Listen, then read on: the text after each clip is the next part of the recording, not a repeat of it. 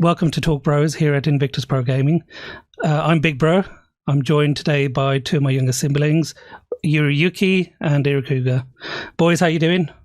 Doing pretty good. We just finished the solo leveling series. It was an amazing series, beautiful series, and overall I really enjoyed the series. It's kind of what's hot in the anime kind of scene right now. So we just wrapped up doing a review for the whole season. And it's already been announced that there's a season 2 that's upcoming on Crunchyroll. It's really good. Yeah, I guess the difficulty with me these days is I don't get enough time. I'm a family man. I've got lots of other commitments, and I'm having to be very selective in what I get to watch just because of the time that I've got. Would you recommend solo leveling to me or to those like me who don't have a lot of time? Yeah, definitely recommend solo leveling. Solo leveling is one of those series where when you watch that first episode, as it progresses, the series gets even better and better, and you'll want to watch more. So tell me a little bit about the series. What's the premise behind it? The premises of the series are that there are hunters. These hunters are the only ones that can deal with these magical beasts because they have these abilities and powers. Each hunter has a different rank, and the ranks could vary depending on their power. So these hunters are hunting these monsters so they can make money, they can feed their family, and also just live a life of luxury. Essentially, they get spawned inside gates, and they're like kind of like mini dungeons or large dungeons where they have to take in more people to do a raid. And eventually, they've been kind of slowly coming out into the real world, and they're trying to expand and evolve to try and take over more areas in the real space. How many episodes were there in season 1? There's 12 episodes currently in season 1, and they've confirmed that there's going to be a season 2 with 12 episodes, and also they said that there's going to be a total of 6 seasons. Okay, and where can I find this? The seasons will be all put on Crunchyroll. Currently there's only 1 season on Crunchyroll, and the rest will come later this year. And for those of us who are a little bit unsure about solo leveling, how would you compare it to others? Is there anything that was similar? It's got some similarities in Dragon Ball Z in terms of fights and things, but not on that level, I would say. There's obviously references and things, and I think as more seasons come out, then it'll get more recognition as time progresses. Okay, and in terms of rating out of 10 then, for season 1, what are your thoughts? I'd rate the series 10 out of 10 because there's a lot of action-packed fights, a lot of well-animated scenes, and a lot of famous animators on the scenes. And currently, what's hot is they call them isekais, and this series is kind of like a reverse isekai. So essentially, an isekai is where you cross over to another world from the standard human world, and it's more based on fantasy and magic. So it's kind of like an inverse version of that of what's hot right now, and it's doing pretty well. And there was a sad news recently about a legend in this area, Toriyama, passing away. You know, just thought I'd give him a shout out just to pay our respects. I mean, his legend continues with Dragon Ball Z, and also there's a new series called Sandland that he was working on before he passed.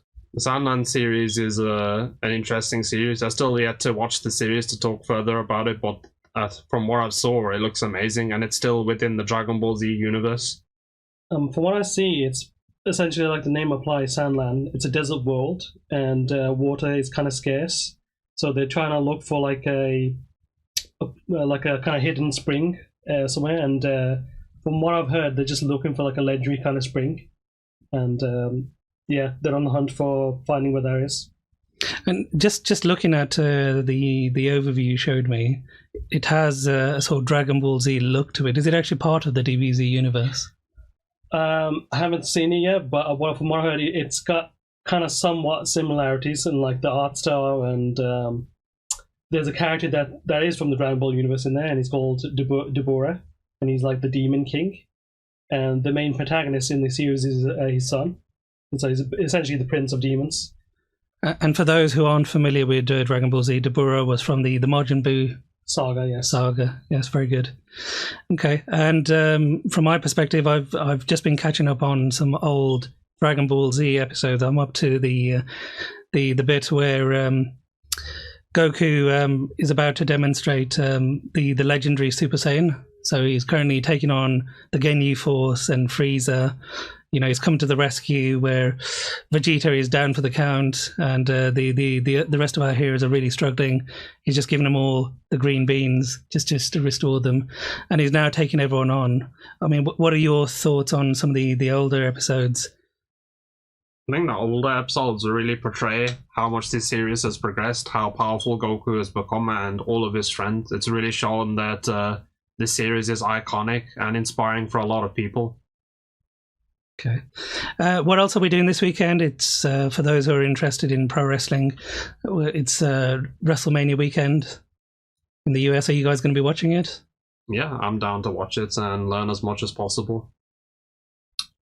I mean, for all the Cody Crybaby fans out there, The Rock's going to whoop his ass this weekend. I can see it. And alongside his cousin, the tribal chief. I acknowledge him.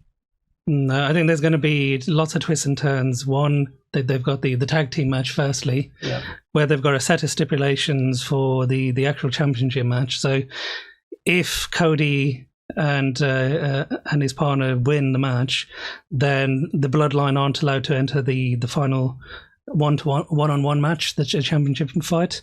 However, if they lose, then it's Bloodline rules for the final match. Yeah, that's happening on the first day of WrestleMania. It's going to be a 2-day weekend, and the second part of that match will happen on the Sunday, where Cody versus Roman Reigns. Hopefully, a fair fight, depending on if they win that first match on the first night. Yeah.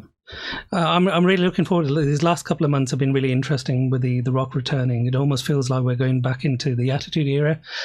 I know that the program in general is sort of PG, but since TKO have taken over, things are starting to get more adult in terms of the content. Yeah, it's more realistic. We're starting to see a little bit of a crossover with UFC, with the Chandler versus McGregor fight. That hasn't quite materialized just yet in terms of dates, but there was some good promo work on, I think it was either SmackDown or Raw recently.